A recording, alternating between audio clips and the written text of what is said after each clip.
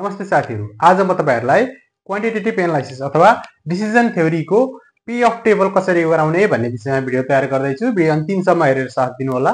ल सुरु गरौँ। त्यहाँ एउटा क्वेशन छ। क्वेशनमा के दिएको छ त सेलिङ प्राइस दिएको छ, कस्ट प्राइस दिएको छ र त्यसमा डिमान्ड र प्रोबेबिलिटी दिएको छ र यति कुराहरु हामीलाई क्वेशनमा दिएको हुन्छ। यसबाट हामीले के गर्छौं त पे अफ टेबल बनाउने गर्छौं। है पे अफ टेबलको लागि जतिवटा डिमान्ड छ त्यतिवटा के गर्ने त सप्लाई गराउने त अल्टरनेटिभ्स गराएर के गर्नु त हामीले 4/4 चारवटा दियो भने 4/4 पाँचवटा दियो भने 5/5 र 6 7 जति दिन्छ त्यतिमा स्क्वायर म्याट्रिक्सको टर्ममा के गर्छौं त हामीले टेबल बनाउँछौं। है जस्तै अब म के गर्छु त्यो टेबल बनाऊ। पहिला के भयो त डिमान्डलाई के गरौँ D1 लेखौं 1 D2 2 D3 3 र D4 4 गरेर लेख्छौं भने त सप्लाई अथवा अल्टरनेटिभ्स भनेर यो साइडमा के लेख्छौं त S1 1 S2 2 S3 3 र S4 4 पी अफ टेबल बनाउने बित्तिकै पहिला के गर्नु पर्छ स्क्वायर म्याट्रिक्स जति बाइ जतिको छ त्यति बाइ त्यति के गर्नु पर्यो त टेबल यसरी गराउनु पर्ने हुन्छ र यो डिमान्डको माथि दिएको प्रोबेबिलिटी के गर्छौं त हामी त्यसैको माथितिर लेखिदिन्छौं। है अब यसैको माथितिर हामी के गर्छौं त प्रोबेबिलिटी लेख्ने गर्छौं।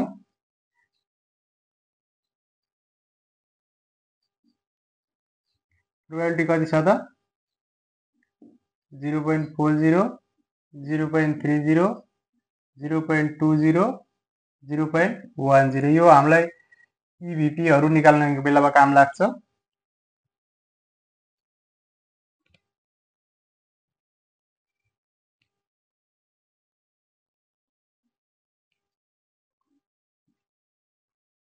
अब यसरी हामीले टेबल बनाइसकेपछि पहिला हामीले के गर्छौं त मार्जिनल प्रॉफिट र मार्जिनल लस निकाल्छौं। है मार्जिनल प्रॉफिट र मार्जिनल लस कसरी निकाल्छौं त marginal profit MP equal to के छ त SP selling price minus cost price गर्यो भने के हुन्छ त हाम्रो मार्जिनल प्रॉफिट आउँछ। मार्जिनल प्रॉफिट कति भयो त 5 माइनस 4 गर्दा 1 कति हुँदो रहेछ त मार्जिनल प्रॉफिट हुँदो रहेछ।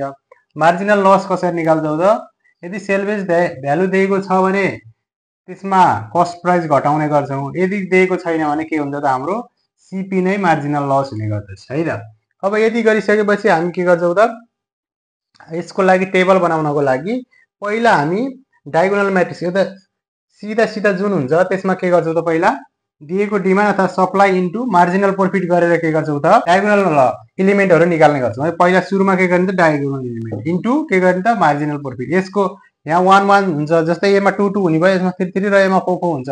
यो भ्यालु पहिला हामी के गर्छौं त निकाल्ने गर्छौं। यसमा कति छ त यो 1 छ त्यसमा पनि 1 छ भनेपछि के भयो यो 1 भयो। यो के भयो त 2 मा 1 2 नै भयो। यसमा 3 मा इन्टु मार्जिनल प्रॉफिट गर्दा कति हुन्छ त यो 3 नै हुन्छ। यसमा कति छ 4 इन्टु 1 4 नै भयो।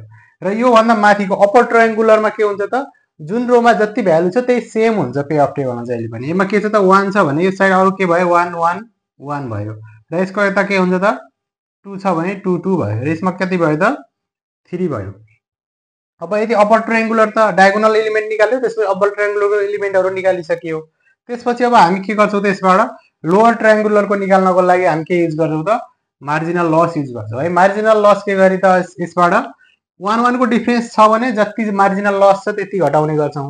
यदि यसको डिफरेन्स बढी छ भने त्यसको डिफरेन्स कति छ त्यसले मल्टिप्लाई गर्छौं मार्जिनल लसलाई र के गर्छौं त यसबाट घटाउँदै जान्छौं। है अब के गरौँ त यो क्वेशनमा 1 1 छ भनेपछि त्यसमा भएको 4 घटाउँदै जान भन्छ। यसमा 1 मा 4 घटाउँदा कति हुन्छ त यो -3 -3 मा फेरि 4 घटाउँदा कति हुन्छ त -7 फेरि यसमा 4 घटाउँदा कति हुन्छ त -11। त्यही तरिकाले फेरि यसमा पनि यसैमा 4 घटाउने। है यसमा 4 घटाउँदा कति हुन्छ त -2 हुन्छ भने यसमा कति हुन्छ त -6। त्यस्तै यसमा 4 घटाउँदा कति हुन्छ त -1। यसरी हामीले के गर्न सकिन्छ त कुनै पनि फर्मुला नलागिकन सजिलैसँग के निकाल्न सकिन्छ त यो पे अफ टेबल निकाल्न सकिन्छ। है यो के भयो त पे अफ टेबल यो खालको क्वेशन भयो। अर्को खालको अब यहाँ डिफरेन्सको कन्डिसनमा हामीले कसरी गर्छौं भन्ने कुरा मैले भन्न त भनिसके। अब के गरौँ त हामी अर्को क्वेशन गर्नतिर लागौं। है त अब यसमा के छ त यो अर्को क्वेशन छ। है त्यसमा के छ त है 4 वटा मात्र डिमान्ड दिएको थियो भने यसमा 6 वटा दिएको छ। अब टेबल गराउँदा के गर्नु पर्छ 6/6 को टेबल बनाउनु पर्यो। है 4/4 को अगाडिकै टेबल थियो भने अब यसमा के गर्नु पर्छ त दुईटा रो र दुईटा कोलम के गर्नु पर्यो त एड गर्नु पर्यो। है साथीहरु अब यसरी के गर्नु पर्छ एड गर्नु पर्यो।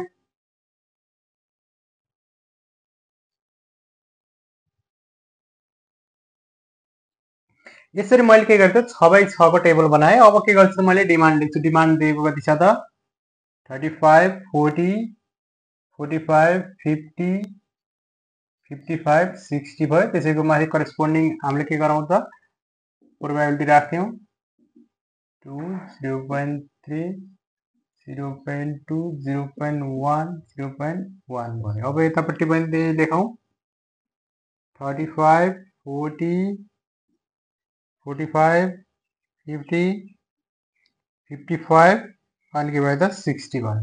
अब टेबल बनाइसकेपछि हामी के निकाल्छौं त मार्जिनल प्रॉफिट निकाल्नु पर्यो। एमपी कसरी निकाल्छ त एसपी माइनस सीपी, यो त सेम नै भइहाल्यो। हाम्रो एसपी कति छ त 25 माइनस 15 गर्दा कति भयो त 10 भयो भने यसमा मार्जिनल लस भनेको एसपी माइनस एसभी दिएको छ। यसमा सेल्वेज भ्यालु पनि दिएको छ। सेल्वेज भ्यालु दियो भने के गरिन्छ त हामी कस्ट प्राइसमा सेल्वेज भ्यालु के गरिन्छ त घटाउने गरिन्छ। यो कति छ त 15 माइनस 10 गर्दा कति भयो त मार्जिनल लस 5 हुँदो रहेछ। अब हामी के गर्छौं त पहिला डायगोनल एलिमेन्टहरु निकाल्छौं। डायगोनल एलिमेन्टहरु निकाल्नु त अगाडिको जस्तै हो। सेम तरिका के गर्नु पर्यो त मार्जिनल प्रॉफिट के गर्नु पर्यो त मार्जिनल प्रॉफिट इन्टु यहाँ दिएको डायगोनलमा पर्ने एलिमेन्टहरु जस्तै यसमा 35 35 पर्ने भयो 40 पर्ने भयो 45 पर्ने भयो। के गर्ने त मल्टिप्लाई गर्ने। यसमा के गरिसकेको त 10 इन्टु 35 गर्दा 350 हुने भयो। यसमा पनि 10 ले मल्टिप्लाई गर्दा कति हुने भयो त 40 हुने भयो। यसमा गर्दा कति हुने भयो त सरी यहाँ 400 हुने भयो 450 हुने भयो।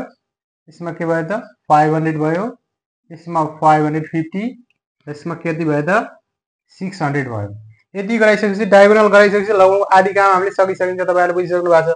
अब के गरौँ त यो भन्दा उतापट्टिकोमा के गर्ने त अप्पर ट्रायंगुलरमा हामी के लेख्छौं त त्यही डायगोनलमा भएकोबाट अगाडिको एलिमेन्टहरु सबै के गर्छ सेम लेख्छौं। यसमा के हुने भयो त 350 350 7 सेम के गर्नु पर्छ त क्याल्कुलेट गरिराख्नु पर्दैन, फर्मुला लगाइराख्नु पर्दैन, सेम नै हुन्छ। त्यही भएर यसरी हामी के गर्छौं त सेम नै लेखिन्छ है।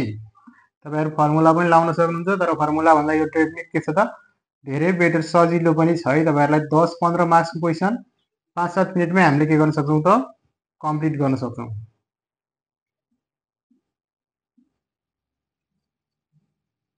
अब यति गरिसकेपछि अब यहाँ अरु केही पनि गर्नु पर्दैन। अप्पर ट्रायंगुलर के भयो त कम्प्लिट भइहाल्यो। अब हाम्रो भनेको के हो त लोअर ट्रायंगुलर गराउनु पर्यो डायगोनल भन्दा तलको। अब यो भ्यालुहरु कसरी गर्ने त अहिले त के गरेका थियौ हामीले मार्जिनल लस यसबाट घटाउँदै घटाउँदै प्रत्येकमा मार्जिनल लस के गरेका थियौ घटाउँदै गरेका थियौ।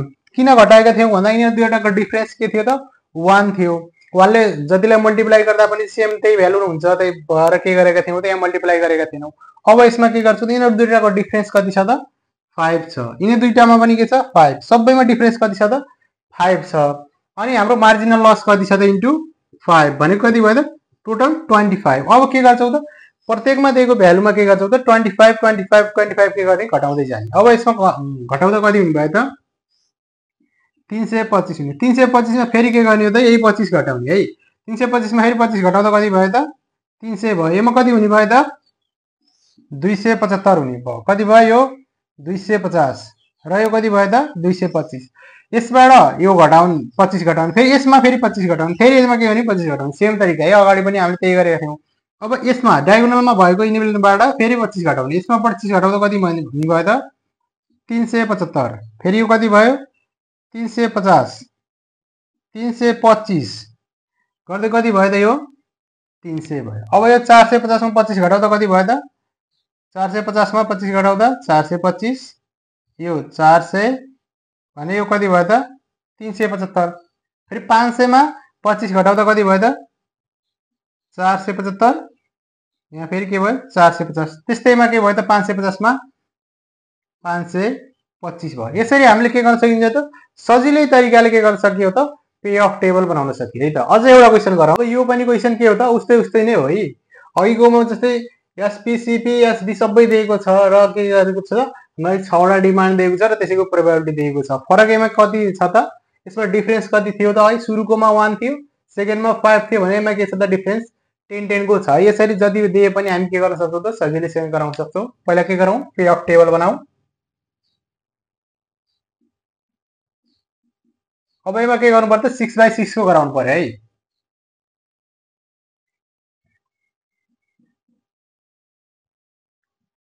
टेबल बनाइसकेपछि डिमान्ड कति दिएको छ त 400 410 420 430 440 र कति भयो त 450 यसको प्रोबेबिलिटी कति छ त 0.08 0.16 0.25 0.27 0.13 0.11 त्यस्तै यता पनि कति हुने भयो त 400 410 420 430 440 450 भयो।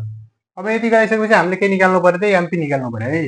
मार्जिनल प्रॉफिट कति आउने भयो त एसपी कति दिएको छ 25 माइनस 15 गर्दा कति भयो त 10 आयो। त्यस्तै अब मार्जिनल लस कति आउने भयो त एसपी भनेको 15 माइनस 5 गर्दा कति हुने भयो त 10 नै आउने भयो है। त्यो एउटा के भयो त 10 आयो। अब के गर्नु पर्यो त पहिला डायगोनली निकाल्नु पर्यो। डायगोनली निकाल्दा कति हुने भयो त यो 4000 हुने भयो। यो पनि कति भयो एउटा 0 थप्यो 10 ले मल्टिप्लाई गर्दा एमा पनि कति हुने भयो 4200 यो कति भयो 4300 यो 4400 भने यो कति भयो त 4500 भयो। अब यसको अगाडि अप्पर ट्रायंगुलर के भनेको थिएँ मैले सेम जति डायगोनलीमा आयो त्यसैको के गर्ने त लेख्दै जाने सेम। अब कति भयो त 4000 4000 4000 4000 4000 भयो। एमा 41 4100 4100 4100 एमा पनि के गर्नु पर्छ सेम।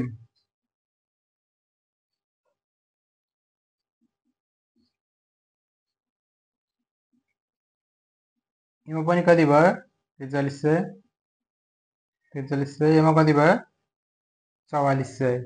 अब सेम तरिकाले अब एमा के गर्नु पर्यो त अब हामीले के गर्नु पर्यो मार्जिनल लस र यिनीहरुको डिफरेन्स। मार्जिनल लस कति छ त 10 दिएको छ र यिनीहरुको डिफरेन्स पनि कति छ त 10 10 छ भनेपछि अब कति हुने भयो त 100। के गर्नु पर्यो त अब डायगोनलीमा दिएको भ्यालु जुन हामीले निकालेको भ्यालु छ त्यसबाट 100 घटाउने त्यसपछिकोमा आएको 100 घटाउने गर्दै गर्दै के गर्दै जानु पर्यो है। एमा कति हुने भयो त 4000 बाट 100 घटाउँदा 3900 3800 3700 3600 र कति हुने भयो त लास्टमा 3500 हुने भयो। एमा कति हुने भयो त 4000 अब फेरि 100 घटाउँदा कति भयो 3900 3800 कति भयो 3700। सेम तरिकाले एमा कति हुने भयो 41